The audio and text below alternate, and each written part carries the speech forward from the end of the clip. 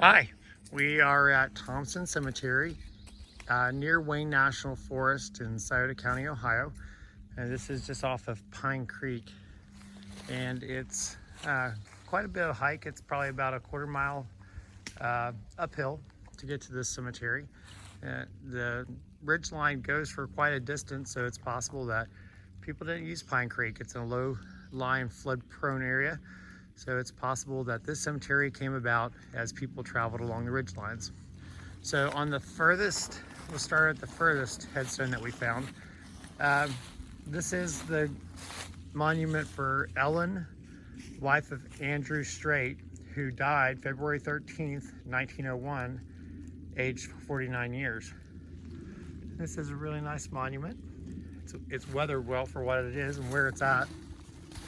Her footstone is over in that pile of trees, and you can see the cedar in the distance, but it's right there.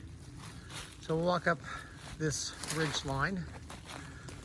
You can see it's fairly open. A lot of these trees have been marked by Wayne National Forest. I don't know, by them or by a contractor for them to harvest the timber. So we have a boundary marker there. And as you can see, all the Easter lilies are coming up.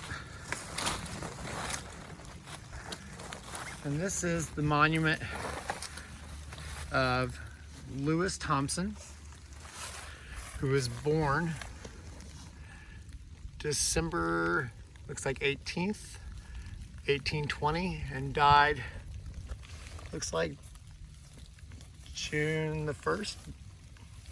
Maybe June the 11th. Nope, that's June the 1st, 1877.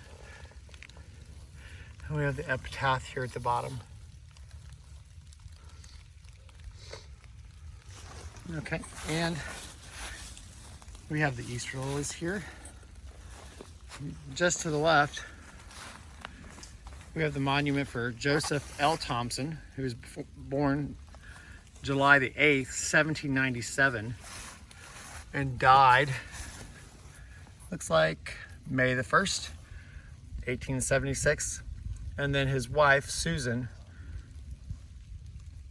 who was born February,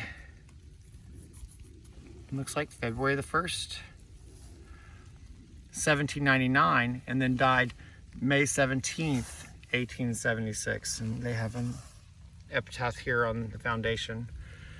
Now, what's neat is here to the right, those stones do not match up with the Thompson name. So that's, looks like MH. And then to the left, we have one that doesn't have a name. So step back, we have, again, the cedar trees. So we'll move past the Thompsons here. We have more Easter lilies. So, you know what, we'll go over here.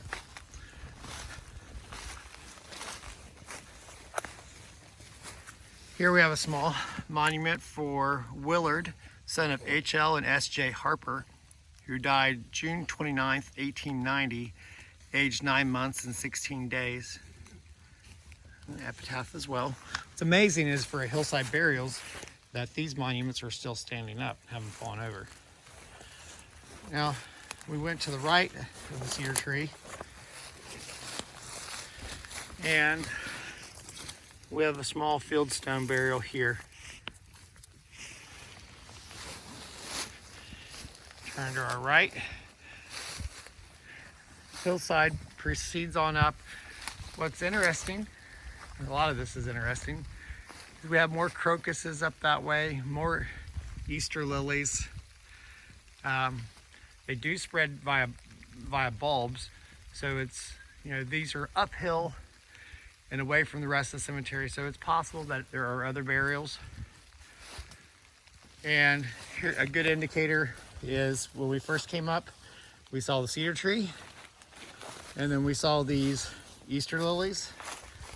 Look at the distancing. So one here, one here, one here, one here, and oddly enough, they line up straight facing east. So having saw that, we probed And we found a base, and then this stone that was broken into 3 pieces, and we've laid it out so it doesn't sink back down on the ground. It's Emma Francis, daughter JP and Martha Huey, which could be our MH that's next to the Thompsons. Born February 24th, 1909, died July 9th. I believe that's 1913.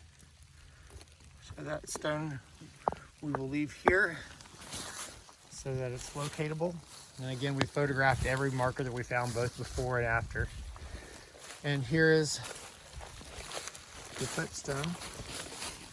And it's been broken on its edge, but you have EFH.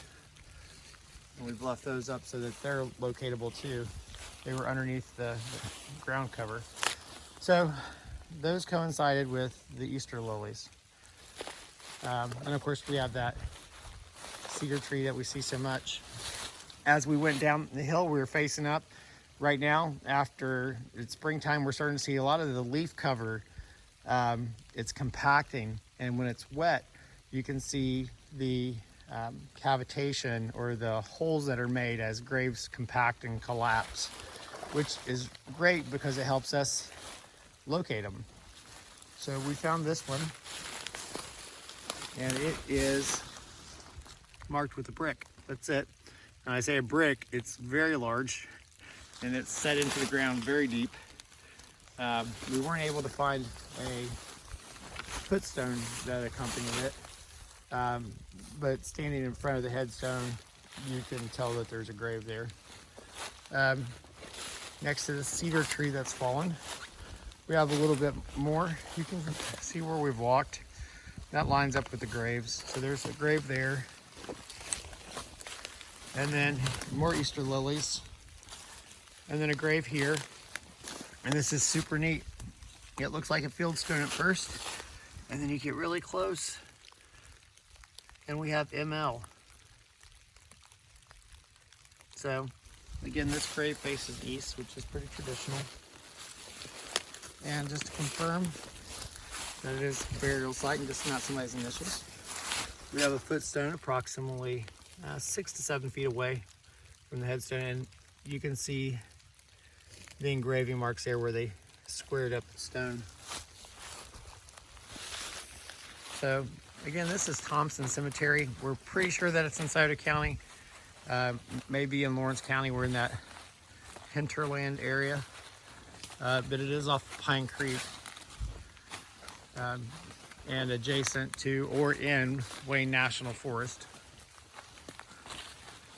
It's a pretty accessible cemetery. Come springtime or summertime, when this grows up with greenbrier, it may be less accessible since you have to walk up the hillside. You can't drive it. But it would be interesting to see. We don't have data out here, so be aware of that. If you're coming here to find names, or find a grave, or find your ancestor, and make sure you bring all your names with you, because you will not have data out here to be able to look anybody up. But this is Thompson Cemetery, and thanks guys.